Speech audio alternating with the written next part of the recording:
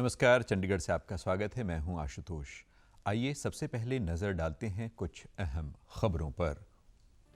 प्रधानमंत्री ने आकाशवाणी के मासिक कार्यक्रम मन की बात के दौरान लोगों से किए अपने विचार साझा, विभिन्न विषयों पर की बातचीत।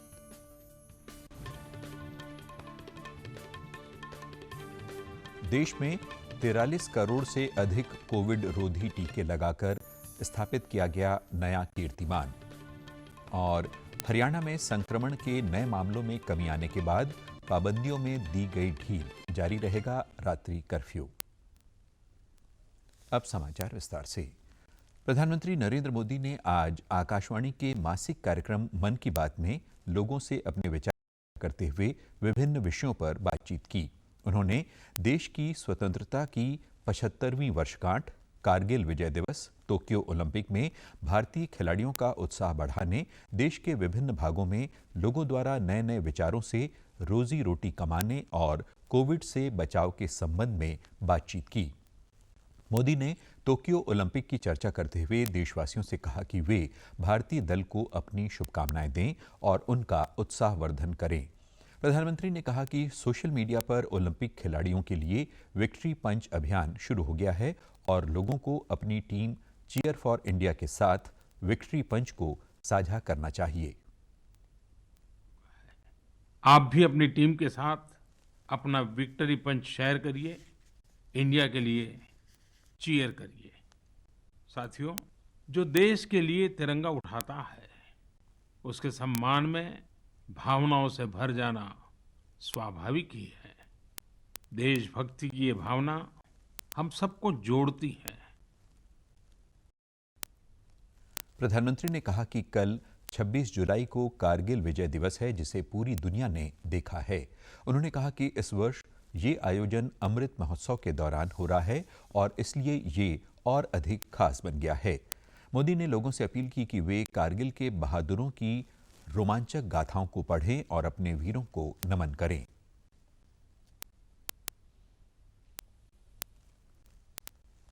करगिल का युद्ध भारत की सेनाओं के शौर्य और संयम का ऐसा प्रतीक है जिसे पूरी दुनिया ने देखा है। इस बार ये गौरवशाली दिवस भी अमृत महोत्सव के बीच में मनाया जाएगा, इसलिए ये और भी खास हो जाता है। मैं चाहूंगा कि आप करगिल की रोमांचित कर देने वाली गाथा जरूर पढ़ें। करगिल के वीरों को हम सब नमन करें। आगामी 15 अगस्त के संबंध में प्रधानमंत्री ने कहा कि इस वर्ष देश आजादी के 75 वर्ष में प्रवेश कर रहा है और ये हमारा बहुत बड़ा सौभाग्य है। उन्होंने कहा कि आजादी के 75 साल मनाने के लिए 12 मार्च को बापू के साबरमती आश्रम में अमृत महोत्सव की शुरुआत हुई थी। प्रधानमंत्री ने कहा कि इसी दिन बापू के दांडी यात्रा को पुनर्जीवित किया गया था और तब से जम्मू कश्मीर से पुदुचेरी तक और गुजरात से उत्तर पूर्व तक अमृत महोत्सव कार्यक्रम आयोजित किए जा रहे हैं। प्रधानमंत्री ने कहा कि इस वर्ष 15 अगस्त को राष्ट्रगान से जुड़ा एक आयोजन हो रहा है। संस्कृति मंत्रालय की कोशिश है कि इस दिन ज्यादा से ज्यादा भारतवासी मिलकर राष्ट्रगान गाएं। प्रधानमंत्री ने कहा कि इसके लिए एक वेबसाइट भी बनाई गई है, राष्ट्रगान.in। इस वेबसाइट की मदद से लोग राष्ट्रगान को रिकॉर्ड कर अभियान से जुड़ सकेंगे। मोदी ने कहा कि अमृत महोत्सव किसी सरकार या राजनीतिक दल का कार्यक्रम नहीं है, बल्कि ये कोटि कोटि भारतवासियों का कार्यक्रम है और ये हर स्वतंत्र और कृतज्ञ भारतीय का अपने स्वतंत्रता सेनानियों को नमन है। प्रधानमंत्री ने आज मन की बात कार्यक्रम की समाज के भलाई के काम के लिए पैसे से ज्यादा सेवा भाव, कर्तव्य भाव की आवश्यकता होती है। इस संबंध में उन्होंने चंडीगढ़ के सेक्टर 29 में छोले भटूरे की रेहड़ी लगाने वाले का विशेष जिक्र किया। प्रधानमंत्री ने बताया कि सेक्टर 29 के संजय राणा कोविड वैक्सीन लगवाने वालों को मुफ्त छोले भटूरे खिला रहे हैं। संजय राणा जी के छोले भटूरे मुफ्त में खाने के लिए आपको दिखाना पड़ेगा कि आपने उसी दिन वैक्सीन लगवाई है। वैक्सीन का मैसेज दिखाते ही वे आपको स्वादिष्ट छोले भटूरे दे देंगे। कहते हैं, समाज की भलाई के काम के लिए पैसे से ज्यादा सेवा भाव, कर्तव्य भाव की ज्यादा आवश्यकता होती है। हमारे संजय भाई इसी को सही साबित कर रहे हैं। कोरोना टीकाकरण को बढ़ावा देने के लिए सेक्टर 29 के street vendor Sanjay Rana vaccine लगवाने वालों को फ्री में प्लेट छोले भटूरे दे रहे हैं। संजय राणा बताते हैं कि एक दिन उनकी भतीजी रिदिमा और भतीजी रिया एक आइडिया के साथ उनके पास आई।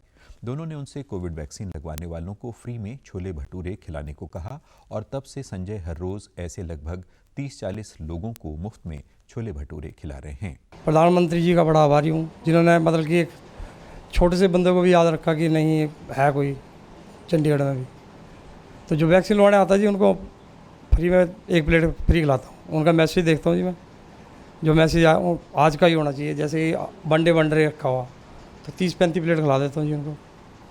और उनको ये सलाह देता हूँ कि सारे वैक्सीन लगवाओ, वैक्सीन लगवाओगे तभी देश आगे बढ़ाओ या चलेगा देश। संजय राणा पिछले करीब 1 महीने से लगातार इस कार्य को कर रहे हैं। प्रधानमंत्री ने लोगों को कोरोना रोधी वैक्सीन लगवाने के लिए प्रेरित करते हुए संजय राणा की सराहना की। नरेंद्र मोदी ने बीमारी के बचाव के लिए सभी को सावधानियां की अपील करते हुए कोविड को बढ़ने से रोकने के लिए वैक्सीन लेने का आह्वान किया। प्रधानमंत्री ने चंडीगढ़ शहर की प्रशंसा करते हुए कहा कि चंडीगढ़ खुशमिजाज और खूबसूरत शहर है और यहाँ के रहने वाले लोग भी दिलदार हैं। राष्ट्रव्यापी कोविड टीकाकरण के अंतर्गत अब तक 43 करोड़ से अधिक टीके लगाए जा चुके हैं, जो कि एक नया रिकॉर्ड है। देश में अब तक 43 करोड़ 31 लाख से अधिक टीके लग चुके हैं। स्वास्थ्य मंत्रालय ने बताया कि कल वैक्सीन की करीब 46 लाख डोज दी गई। केंद्र शासित प्रदेश चंडीगढ़ में भी टीकाकरण अभियान जोरों पर है। टीकाकरण केंद्रों में टीके लगाने के अलावा मोबाइल वैन और लोगों के घर घर जाकर वैक्सीन देने का काम भी किया जा रहा है। कल कोविड से बचाव के लिए 13,735 टीके लगाए गए। केंद्र शासित प्रदेश में अब तक 7,43,723 टीके लगाए जा चुके हैं। वैक्सीन लगवाने वालों लोगों ने डीडी न्यूज़ चंडीगढ़ से बातचीत के दौरान अपने अनुभव साझा किए। सबने वैक्सीन लगवा ली हुई है, इसमें कोई प्रॉब्लम नहीं है।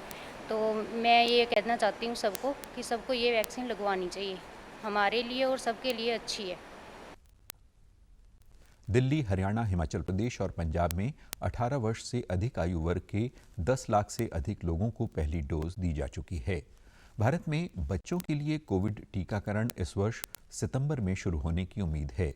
भारतीय आयुर्विज्ञान संस्थान नई दिल्ली के निदेशक डॉक्टर रणदीप गुलेरिया ने कहा है कि दवा कंपनी जायडस ने टीकों का परीक्षण पूरा कर लिया है और उसकी आपात अनुमति के इंतजार में है। भारत बायोटेक के कोवैक्सीन का परीक्षण अगस्त या सितंबर तक पूरा हो जाएगा और इसके बाद इसे मंजूरी मिलने की उम्मीद है। भारत में कोविड से स्वस्थ होने की दर 97.36% हो गई है। पिछले 24 घंटों के दौरान लगभग 40,000 रोगी स्वस्थ हुए। अब तक 3 करोड़ 5 लाख से अधिक लोग कोविड से उबर चुके हैं। देश में पिछले 24 घंटों में 39,742 से ज्यादा संक्रमण के मामलों का पता चला। देश में इस समय 4,08,212 लोग कोविड से संक्रमित हैं। दैनिक पॉजिटिविटी दर 2.31% है और ये लगातार 34 दिन से 3% से कम चल रही है। पिछले 24 घंटों में देश में कोविड से 535 लोगों की मृत्यु हुई। इसके साथ ही देश में अब तक 4,20,551 लोगों की कोविड से मृत्यु हो चुकी है। इसी दौरान चंडीगढ़ में कोविड-19 संक्रमण के नए मामले बहुत कम हैं। कल 4 नए मामले सामने आए। इस समय चंडीगढ़ में बीमारी के 32 सक्रिय मामले हैं। हरियाणा में कोविड के नए मामलों में कमी आने को देखते हुए सरकार ने लगाई गई पाबंदियों में कुछ ढील देने का ऐलान किया है। सरकारी आदेश में कहा गया है कि अब राज्य में प्रवेश परीक्षाएं करवाई जा सकेंगी। रेस्टोरेंट्स को 50% उपस्थिति से 10 बजे से रात 11 बजे तक खुला रखने की अनुमति दी गई है। आदेश के अनुसार रात का लॉकडाउन सुबह 5 बजे तक 2 अगस्त तक जारी रहेगा। आदेश में कहा गया है कि सभी को बीमारी से बचने के लिए अपनाई जाने वाली सावधानियों का पालन करना अनिवार्य है।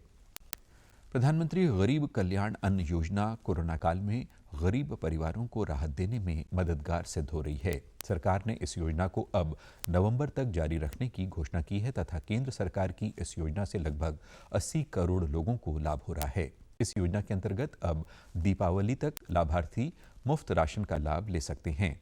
चंडीगढ़ में भी इस योजना के अंतर्गत विभिन्न स्थानों पर राशन बांटने का कार्य चल रहा है। डीडी न्यूज़ चंडीगढ़ से बातचीत के दौरान कुछ लाभार्थियों ने संकट के इस समय में मदद के लिए केंद्र सरकार का धन्यवाद किया है। तरफ से सरकार को मैं धन्यवाद करता हूँ।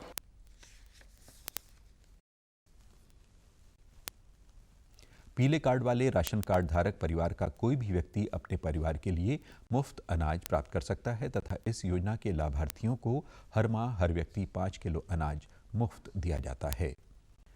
कोरोना वायरस का खतरा अभी टला नहीं है, इसलिए सभी से निवेदन है कि बाहर जाने के समय मास्क जरूर पहनें, सामाजिक दूरी बनाए रखें, बार बार अपने हाथ साबुन से धोएं और सैनिटाइजर का इस्तेमाल करें। वैश्विक महामारी कोविड-19 जिसका कहर संपूर्ण मानव जाति को अपनी आगोश में ले चुका है। टीका या दवाई उपलब्ध होने तक महामारी के खिलाफ मानवता की जंग जारी है। ऐसे में सबसे जरूरी है सावधानी और बचाव। फेस मास्क कोरोना से रोकथाम का सबसे प्रभावी उपाय साबित हुआ है। विश्व स्वास्थ्य संगठन और विशेषज्ञों की भी यही निष्कर्ष है कि मास्क से मुंह और नाक को अच्छी तरह ढककर कोरोना संक्रमण को कम किया जा सकता है। कोरोना संक्रमण से बचाव के लिए मास्क पहनने के साथ ही जरूरी है मास्क को सही तरीके से पहनना। बहुत से लोग मास्क से नाक और मुंह को सही तरीके से नहीं ढकते हैं, जिससे संक्रमण का खतरा बना रहता है। बिना मास्क या फेस कवर के घर से बाहर निकलने की अभी कल्पना करना भी सही नहीं है। आप हमारे समाचार YouTube channel DD news Chandigarh, Facebook DD news Chandigarh और Twitter handle DD news CHD पर भी देख सकते हैं। इसी के साथ चंडीगढ़ से समाचारों का सिलसिला समाप्त होता है। अब मैं स्टूडियो से बाहर जा रहा हूं तो अपना मास्क पहन रहा हूं। आप भी घर से बाहर मास्क जरूर पहनें। नमस्कार।